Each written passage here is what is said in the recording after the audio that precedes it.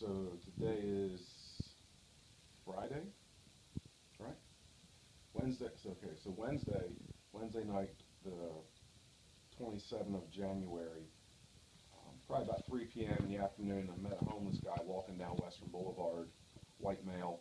He had a backpack and a sleeping mat. That's all he has. That's all he owns. Has no form of ID. Only thing he has is a broken credit card that just has his name on it. So he has no driver's license, no ID, no social security card, no birth certificate, no VA ID, nothing. Has no form of ID at all. So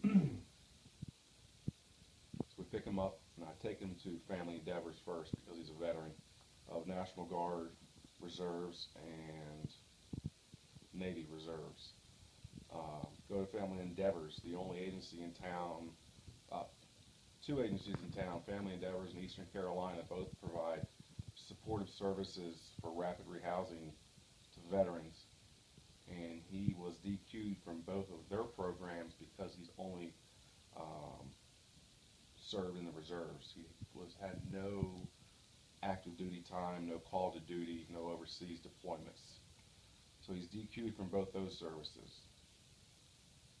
We go to the VA and it's 4:30 and nobody's in the lobby, so I just walk in the back and holler out, "Hello, hello," and nobody answers. And finally, some nurse walks up, and all the hood rats that work at the VA, the new VA on Henderson Extension, were out back smoking and joking. And there's a little short, stocky, ugly black guy that works there. He's a dick. He just is always crabby and just cranky. Um, and they just gave me a bunch of lip and to run around because they were closed at 4:30. And so we left. That place is a joke. The sliding doors don't work. The kiosk doesn't work. The VA's only been open a week, but it doesn't work. And to get a VA ID card, you have to go to Wilmington or Fayetteville. This brand new multi-million dollar facility, you have to go. You can't get an ID card from the VA here. So if you're homeless and you're a vet, you're screwed. And you may catch a ride with the DAV shuttles. They're hit and miss too. Um, so we left there. I took him to Burger King, and then I took him to the Liberty Inn, give him $50, and we put him up in the room for the night. This dude doesn't smoke, doesn't drink, uh, um, doesn't smoke illegal stuff. Does smoke cigarettes. A little slight bit of um, mental illness just from being in the woods in the element for almost 10 years now. From Alabama, went to Hawaii, went to Alaska, Colorado, Myrtle Beach, and now he's here in Jacksonville. Been here for a couple of weeks now. So he's in the hotel. We go back yesterday to pick him up at 11, take him to the DMV to see what they can do, to see if they can give him a state ID card, just an ID card. And without any form of ID, they just are a bunch of assholes over there too. They're just disgruntled. So they wouldn't help at all. So you had to have some form of ID to get an ID. It's crazy. You need an ID to get an ID. So from there we went to United Way to see about the Homeless Solutions for Stability program. And that program took a cut this year and is already low on funding and has no current openings for a homeless person. We went to the post office. He has a general mail sent for his new ID card or his new MasterCard. Sent for a new one. We went there for general mail. You just mail it to the nearest post office and they'll hold it for you. And they were punks. They wouldn't even they wouldn't even go back and look to see if it was there. They just told them, no, you don't have any ID, so get lost.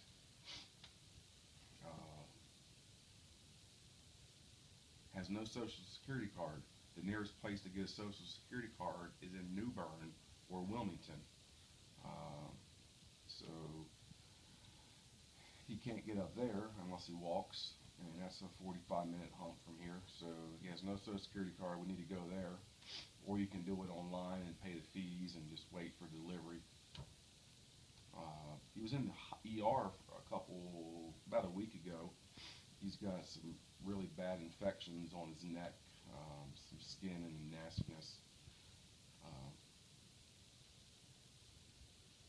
we went to the DAV, the Disabled American Veterans, to see one of their reps there, and they said, we can't really do much for you, but we can order your DD-214 for you, and it'll get here in 60 to 90 days. Plus, all their computers were down, so we couldn't even get on there to do some research. From there, we went to the ER to pull the records from when he was at the ER about a week ago, and they wouldn't give him his record from when he went there for his next, because the DMV said, we might take something from the ER if it's official. So we went there, and they wouldn't give him his records because he didn't have an ID. We called the shelter. The shelter's full. He can't get in. Called Philippians Place, a nonprofit to help house homeless. They're full. We went to the employment office to see if the veteran reps at the employment office could pull up his record. They couldn't pull up it. So we went to the National Guard, and they pulled up his red form, which has his name, social, and ASVAB scores and enlistment dates for both times he was in. So from there, we called one of my S1 buddies, and he wasn't able to because he got out in '95. He couldn't go back that far in the files. So we decided to drive by the shelter to see if we could talk to them, and this was probably around 3 o'clock or so, and nobody was at the shelter. We went to Family Endeavors, and they graciously typed up a letterhead stating that Mr. Finley applied for services with us, but is declined because he was just reservist, but has no form of identification. We were able to verify his social security number through his Navy Reserve and Army National Guard service through our office. Please allow this to suffice to assist him in obtaining a photo ID and a copy of his red. We took both of those to the DMV, and they said that's still not sufficient enough. So we went to the USO, got online, ordered his DD-214, had him sign it. USO faxed it up north. When I was with Family Endeavors, I faxed off requests for DD-214s probably 200 times. And out of that 200, I probably had to refax about 70 of them because it got lost in traffic somewhere up north. I blame the government. From there, I sent a text message to Cassie at First Baptist. Say, hey, I got a dude. I've been talking to Bill Norman. He said we got a little homeless mission funding set aside for you for emergencies. I said I might need some help, possibly, to keep him in the hotel. She said, cool.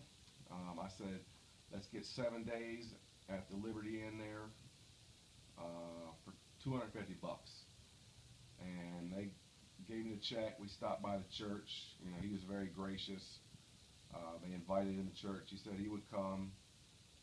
From there, we went to the Salvation Army, and they closed at 3 o'clock yesterday. So we went to the Liberty Inn and got him in the hotel for the next 7 days. The three things that I think are the most crucial to help house or that causes someone to become homeless is affordable housing, a livable wage, and access to medical care. Affordable housing. If you're making minimum wage, or one at a time, affordable housing The cheapest housing in Jacksonville and the surrounding area is 350 to 400 bucks. That's the cheapest I've been able to find for rent. And then you still have your utilities, and then your startup fees and first month, last month, security deposit type stuff. So if you're making 7.25 an hour here, getting 30 to 40 hours a week, you can't maintain your affordable housing because there is none. And then that rolls right into the a livable wage. Uh, you cannot survive even here on 7.25 an hour. And then you have medical access. Uh, like this dude's got some funky teeth. He's got this stuff on his neck. He has no health insurance. He has no ID. So um, even with me driving around, it's frustrating. But when you're on the streets all alone, driving from A to B to C, back here, across the bypass, back, um, it's impossible for them to get adequate medical care. And if you're a veteran, it's even worse because the VA sucks.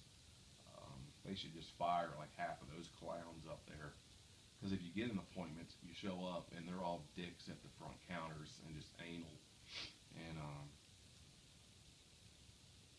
then you get seen, and then you can't be seen again for another 3 months. And then they call you and say, "Oh, the doc's out, so we got to bump you out another month." And it's just a circus trying to get anything done. That's why 22 vets kill themselves a day, is because of the VA. But and then lack of transportation. If they don't have a vehicle, they can't. You can only hump it so far. Um, so that's another thing. Jacksonville Transit Service does not offer bus passes. You got to buy a one-day ticket. Why can't we have a 30-day bus pass, just like Wilmington does, just like Greenville does, just like Fayetteville does? Why can't I say, "Hey, bus people, I need a 30-day pass"? Just like Baltimore, Detroit, New York, LA. Come on, Jacksonville. Get out of the 1980s. So, and then all of that compounded with any addictions you may have, or PTSD, anxiety, anger issues you may have, those just compound everything on top and make everything worse. So it's kind of like, if you study psychology, Abraham Maslow's hierarchy of needs, this triangle pyramid of schemes.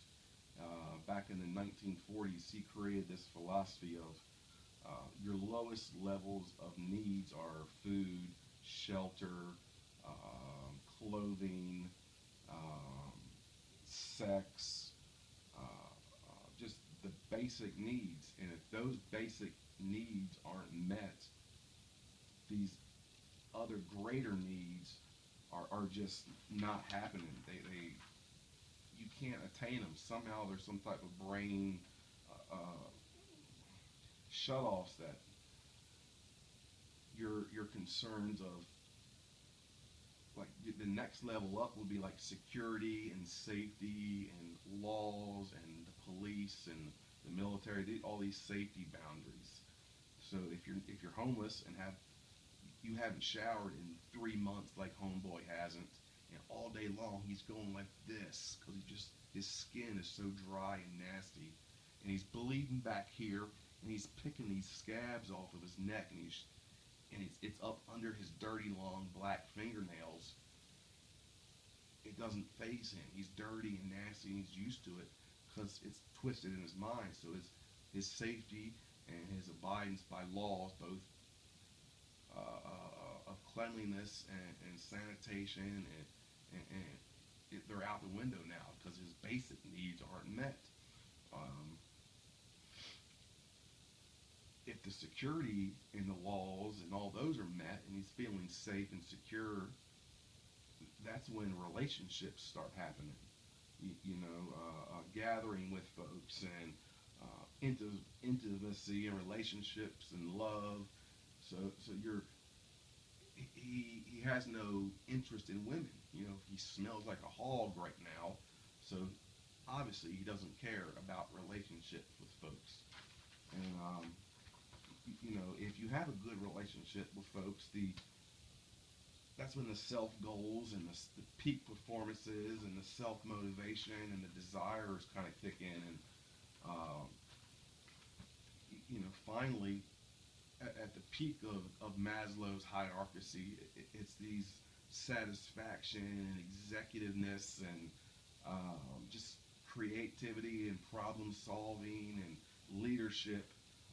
Everything's working because each level is met. Each area is needed. Each area needs met. So when someone's living on the streets, you're like, hey, get a job, bum.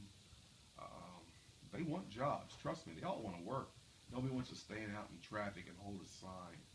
Trust me, I would challenge anybody to go out to stand on the corner of any street and hold a sign and say, I'm homeless, please help. It'll humble you really quickly. So they want to work, but the brain is unfortunately uh, chemically imbalanced right now. So I think everybody that's homeless needs mental health counseling, psychological counseling, because you go crazy living under a bridge. Oh, excuse me. So today we started off taking them around, trying to work on IDs, and we went to Trillium Health Services, formerly of Coastal Care, mental health type place, and they have a permanent supportive housing grant. We went there.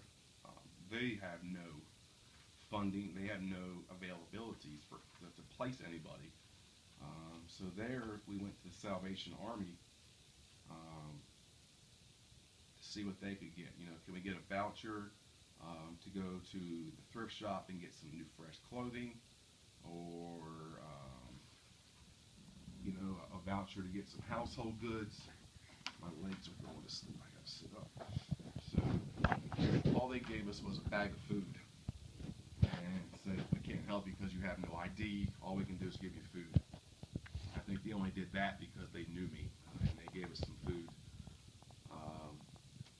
Cranberry, a big liter cranberry juice, 2 tubs of peanut butter, 2 tins of cranberry sauce, 1 can of government generic pork and beans, a bag of generic cornflakes. I think that was it. So he's got food for the weekend. We went to DSS to get his food stamp card reinstated when he had it from years back. And I sweet talked these ladies and tap danced and showed them all these documents from Family Endeavors and his red. And they said, okay, we'll take you since you don't have any ID. And they were really good, really friendly. They were prompt. They got him re-enrolled with his food stamp card, and that will be here in 7 to 10 days. It gets mailed down from Raleigh directly to DSS. Would pick it up there. That's good. He tried to enroll in Medicaid, and he can't, because to be enrolled in Medicaid, you have to have something physically disability. You have to have a disability that prevents you from working from now for the next year to qualify for Medicaid. I put a post out on Facebook about a dude I needed some clothes for, and Mike Makrink, a dude I recruited. We went to Iraq together. He got out. He lives down here now. He brought over a whole bunch of food, a whole bunch of clothing, gave $20. So that helped him out. While he was in DSS, I called up his high school in Alabama. This little old lady answers. It's a private school. I said, hey lady, how are you doing? I sweet talked her. And I said, I'm working with a homeless guy, and I need a transcript on him to help get his ID. And she said, oh sweetie, I'll help you right now. And she's like, what's your fax number? Or what's his name and birth date? And oh, here he is, And she's like, what's your fax number? So I gave him Family Endeavors fax. She faxed it over. pretty sure there's some privacy and release of liability issues. She's highly broke there, but hey, it's all good. From there, we went back to the post office, and those guys are jerks. Wouldn't even. I had Family Endeavor's letter. I had his red, which has his full social on it, and his broken credit card. They're like, no, no good. You need a photo ID. He had a passport. He lost that also. We tried to ask them, can you all help us retrieve a lost passport? They're like, no. So they're a bunch of cranky old white dudes that work over there. So from there, we left, went to the United Way, turned in our homeless count sheets. We went to Family Endeavors, got the facts. We got on their computer and applied for a Obama phone, and that's going to be mailed. Should be here in 7 days. We tried to go on IRS.gov, and that site is so ridiculous to try to pull up his old past W-2s or tax papers. To order his Social Security online from New Bern to have it mailed here is $39.99. To order his birth certificate from Alabama, it's $57.50 online. To get a replacement passport online is $99. So right there, you got over $200 in 3 documents that this guy doesn't have the money for.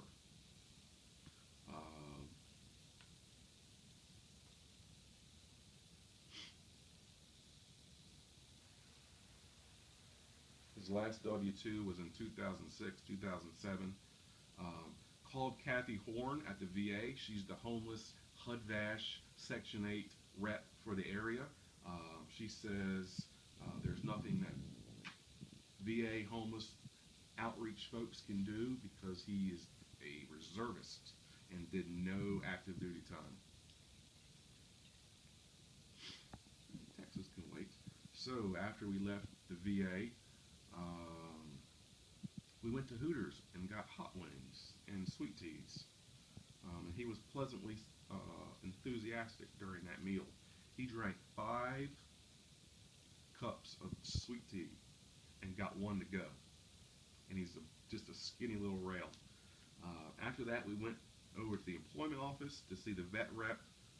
Again, they couldn't help because he's a reservist. They did give us a place to do day labor places and temp job agencies. From there, we went to the hotel. He dug through and got some socks. Yesterday, he smelled so bad. Took a shower tonight, but put all in that foul clothing he's probably worn for the last 4 to 6 months. The same shirt, the same pants, same socks. Today, when I knocked on his door, he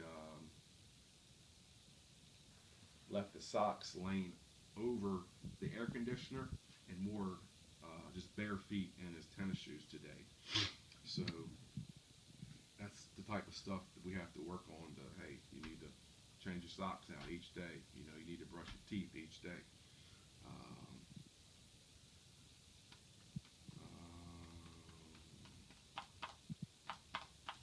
I went to urgent care, and I went to the quick ER on Yop and the urgent care downtown, and neither of those would do any free clinics to help anybody unless they have insurance.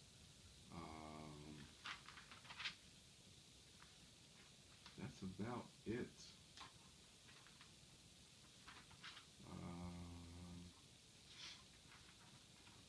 I got to get them employed, and I got to get them housed.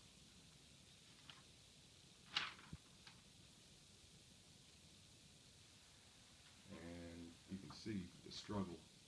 If he was trying to do that on his own, that's why he's homeless still. So, in 2014, I did hundreds and hundreds of those cases just like that, all up and down eastern North Carolina. So you don't have to go to Africa. You don't have to go to some third world country and support some little baby. You can do it right here in your own backyard.